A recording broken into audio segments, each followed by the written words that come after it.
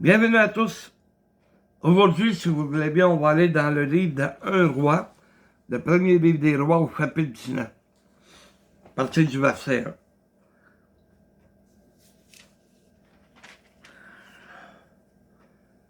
On va parler du prophète Élie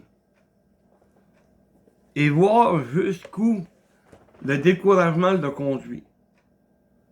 Et je ne veux pas abaisser le prophète Élie, au contraire, je veux l'élever. Mais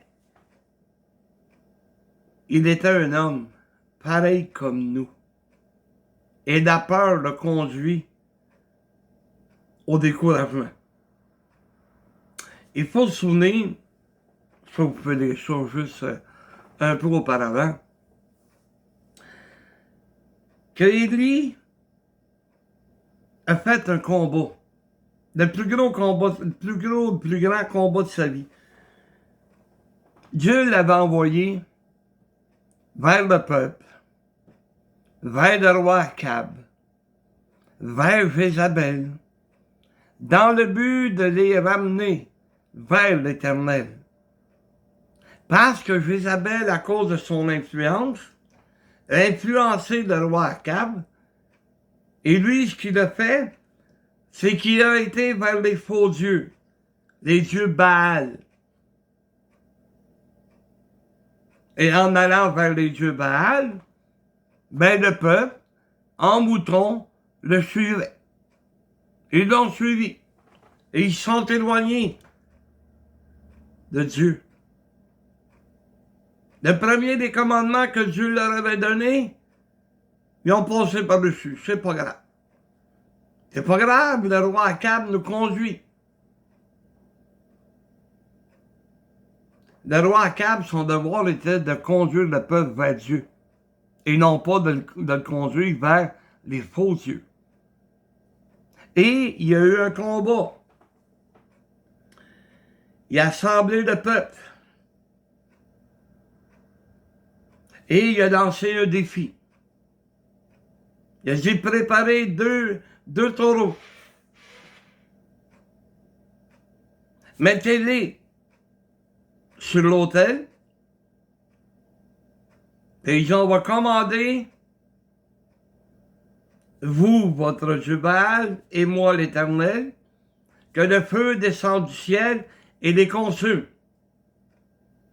Alors les 450 faux prophètes qui avaient été appelés en renfort par Jézabel ont commencé à danser autour de l'offrande, en commandant au Dieu Baal d'agir.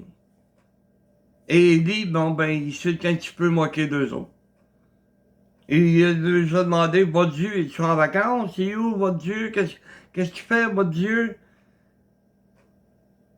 Et ils ont dansé, tourné, prié jusqu'à l'épuisement. Puis à un moment donné, bon ben, Élie a demandé à ce que l'on fasse un fossé. Il a demandé qu'il soit rempli d'eau. Il a demandé à ce qu'il y ait de l'eau sur l'offrande. Et Élie n'a pas fait une longue prière. Et Dieu s'est fait entendre. Le feu du ciel est descendu puis a consumé, pas rien que l'offrande, l'autel, toute l'eau qui était autour. Ça, c'était l'Éternel.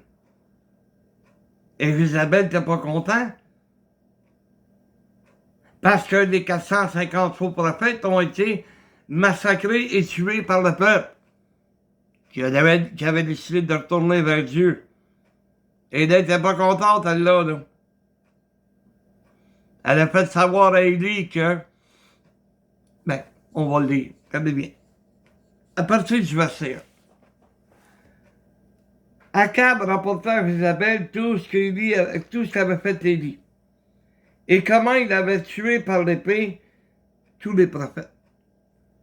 Jézabel a envoyé un message à Élie pour lui dire, que les dieux me traitent dans toute leur rigueur. Si demain, à 7 heures, je ne fais de ta vie ce que tu as fait de la vie de chacun d'eux. C'est là qu'il a pris peur. Et en tant qu'être humain, je le comprends. Sa vie a été menacée par la reine. Il n'y avait pas grand chance, celui-là. Là. Alors, ce qui est arrivé, c'est que Élie, comme on va le voir au verset suivant, Élie, voyant cela, se leva et s'en alla pour sauver sa vie.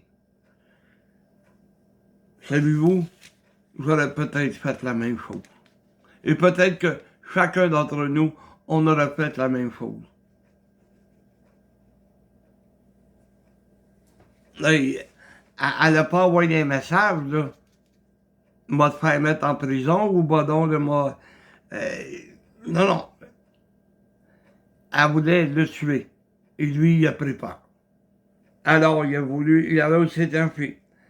Et on voit qu'il arriva à Béer-Sheba, qui appartient à Juda, et il lâcha son serviteur. Ben, savez-vous qu'est-ce que ça veut dire si on traduisait Béer-Sheba? Ça veut dire le puits du serment. Il l'a emmené à la bonne place, son serviteur. Mais le puits du serment, il a oublié, lui-là. Il a oublié qu'est-ce que ça veut dire, le puits du serment. Quand Dieu dit, ne touchez pas à mes oins, c'est la prunelle de mes yeux. Il a oublié ça. Il a oublié que Dieu avait fait un serment, une entente, scellée par un serment. Il était un des prophètes de Dieu. Dieu était pour prendre soin de lui. Il n'avait pas à avoir peur. Mais même là, il est arrivé au puits du serment, c'était bon pour son serviteur. Là. Mais pour lui, c'était pas bon. Parce que on voit que, au verset 4, pour lui, il est là dans le désert. Il aimait mieux être dans le désert, être au sec, être à sec, au lieu de rester au puits du serment. Là où, tu sais, un puits, c'est pour t'abreuver. Et c'est de ça que je m'abreuve. Le serment que Dieu a fait avec moi. Je suis sauvé pour l'éternité. Je vais pas avoir peur de rien. Même si en tant qu'être humain, je vais avoir peur des fois dans ma vie. Et j'ai eu peur à plusieurs occasions. J'ai oublié d'aller au puits du serment. J'ai oublié de rester proche du puits du serment pour abreuver mon âme. J'ai oublié. Et regardez bien jusqu'où ça l'a conduit, par exemple. Il se ramasse dans le désert, où après une journée de marche, il s'assit sous un genêt et demandant la mort, en disant, c'est assez. Ah! Un genêt, c'est une plante. Il s'est couché là.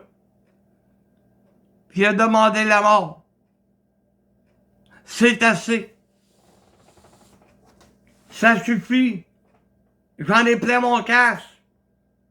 Je suis tanné. Ça vous est pas arrivé de dire ça? Et que je suis donc tanné que ça y a le mal. Quand est-ce que ça va aller bien? Quand est-ce que tout va se replacer? J'en peux plus! C'est assez! Un peu comme il dit, hein?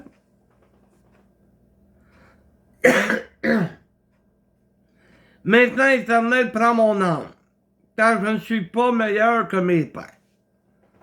C'est pas une question d'être meilleur ou de ne pas être meilleur, d'être inférieur ou d'être supérieur. C'est une bonne manière pour lui de se plaindre. Pas meilleur que mes pères. C'est tout aussi bien que Si vraiment il avait eu envie de mourir, il ne serait pas sauvé de Jézabel, il serait resté là. Elle l'aurait tué, fini. Non, il voulait vivre. Un petit peu comme nous autres. Quand on a par-dessus la tête, on aime ça se plaindre. Hein? Oh, je suis pas meilleur que mes pères. Ben non, il suffit pas que tu sois meilleur, il suffit que tu sois obéissant à Dieu. C'est ça le secret d'obéissance à Dieu. Faire confiance à Dieu. Rester au puits du serment où tu vas abreuver ton âme. Et si tu abreuves ton âme, tu vas prendre les forces nécessaires pour continuer ta route. Verset 5. Il se coucha. Il s'endormit sous un venet et voici, un ange le toucha. Et lui dit, lève-toi, mange. Il regarda, il y avait à son chevet un gâteau cuit sur des pierres chauffées et une cruche d'eau. Il mangea et but, puis il se recoucha. Dieu lui a envoyé un messager qui a préparé pour lui un gâteau puis de l'eau. Il a préparé un repas pour lui. Un peu comme aujourd'hui. Le messager prépare un message. Il t'amène la nourriture spirituelle que Dieu veut que tu aies pour continuer ta route. Je le sais, je suis pas un ange. Mais je suis un messager de Dieu. Dieu va m'utiliser pour apporter la nourriture que ton âme a besoin. Et comme il était rendu loin du puits du serment, il lui a aussi apporté une cruche d'eau. De quoi désaltérer son âme. De quoi lui donner des forces. Regardez bien ce qui arrive.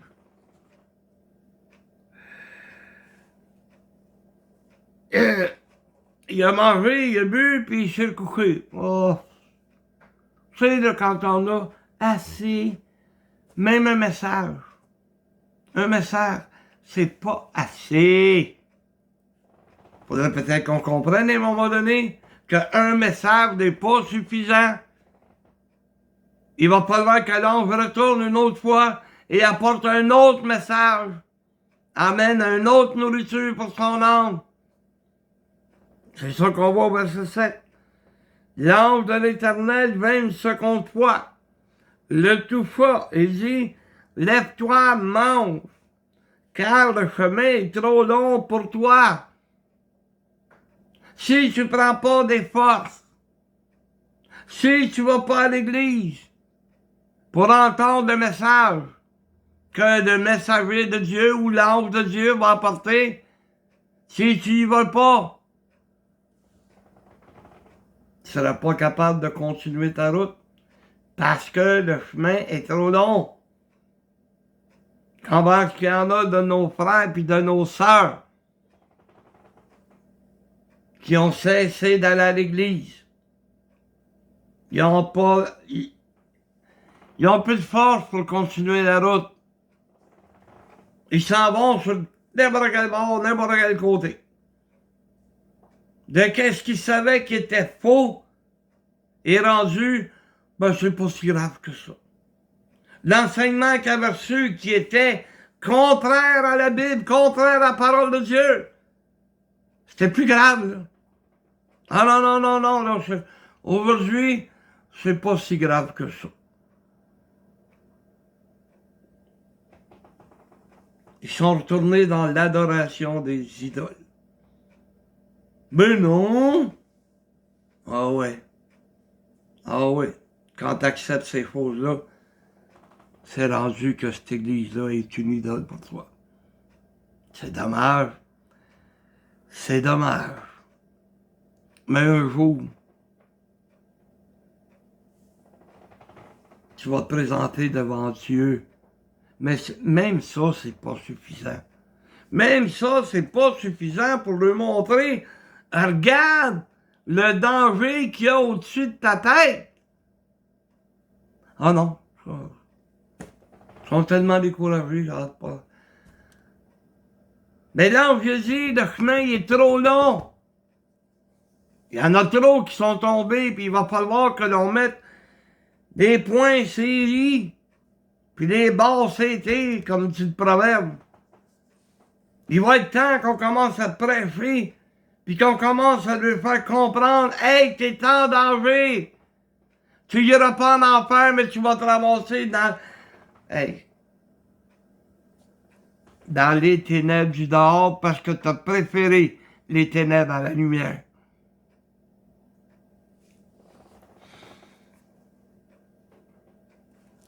Et au verset 8, « Il se leva, mangea et but, et avec la force que lui donna cette nourriture, il marcha 40 jours et 40 nuits jusqu'à la montagne de Dieu à Horeb. »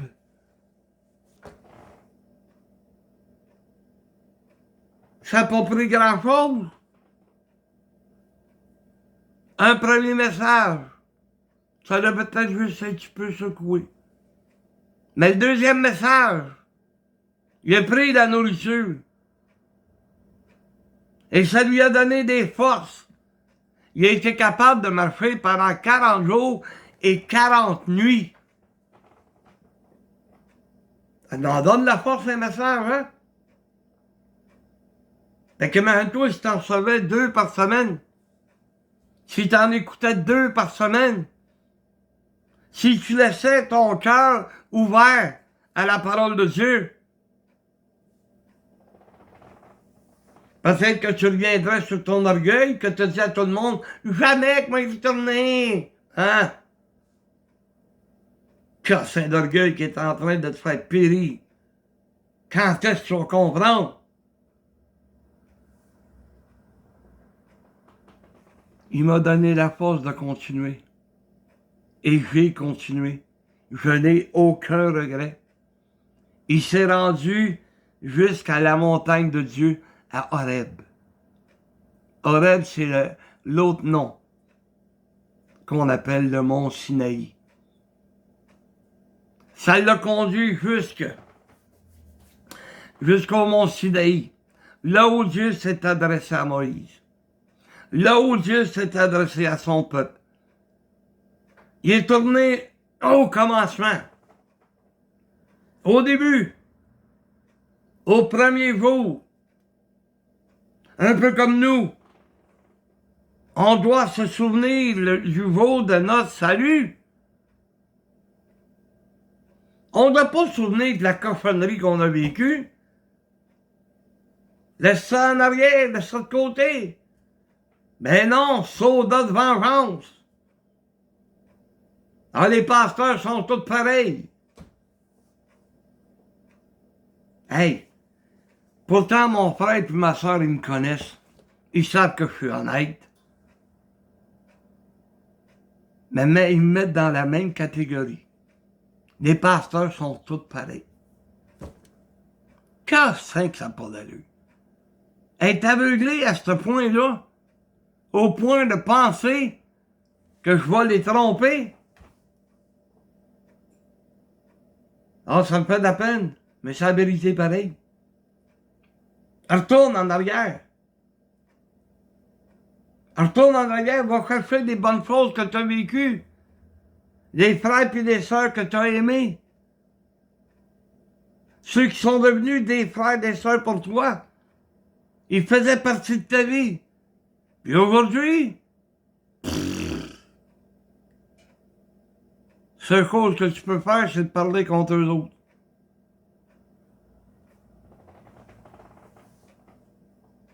Mais qu'est-ce qu'Élie a trouvé à la montagne d'Horeb? Qu'est-ce qu'il fait? Il y a 2 manières de le prendre. Horeb, c'est le mont Sinaï. Mais Horeb veut dire aussi la montagne des affligés. Si tu es affligé, si tu n'en as pas reçu la tête, va vers Dieu. Va à la montagne de Dieu. Va au début où ce que tout a commencé pour toi. J'ai été découragé dans ma vie. J'ai dit, moi aussi, pareil comme il dit, c'est assez, ça suffit, j'en peux plus. Même peut-être aller jusqu'à dire, m'a lâché ça, moi.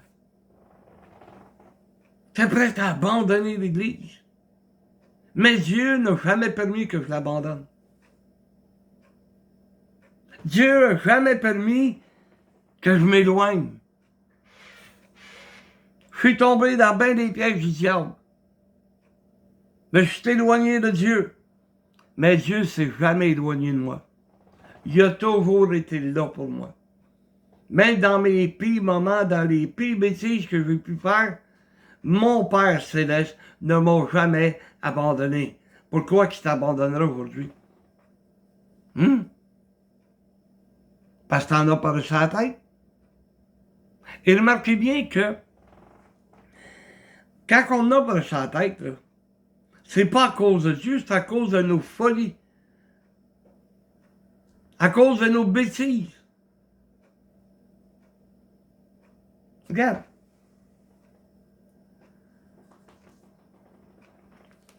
Dieu nous demande d'être fidèles à nos femmes. Mais si tu t'arrêtes à regarder les autres femmes, c'est-tu la faute de Dieu? Ah, il y en a qui vont dire, ben oui, c'est sa faute qu'il les a faites tellement belles. Eh oui, ils sont belles et tant mieux. Tu peux admirer leur beauté sans commencer à avoir des mauvaises pensées qui vont te pousser peut-être à essayer de conquérir la femme d'un autre. La faute de qui? Pas la faute de Dieu. La faute de tes faiblesses. Si tu as l'occasion de faire une pause, t'as le choix. Tu sais, il était... je me souviens, à un moment donné, il y a un de mes petits cousins qui avait des vidéos à vendre. Flambant-le. 25 piastres. Hey, c'était pas cher. Ne pas acheter. Je savais que c'était pas honnête. Ben, savez-vous que ils ont été saisis toutes les vidéos qui ont été vendues parce que ils ont pris la liste du gars, puis à qui tu les as vendus? Ben, à un tel, à un tel, à un tel, ils ont tous perdu leurs argent. C'était pas cher, là. Il me semble que c'est ça, 25 piastres. Ou un affaire de même. Mais c'était malhonnête.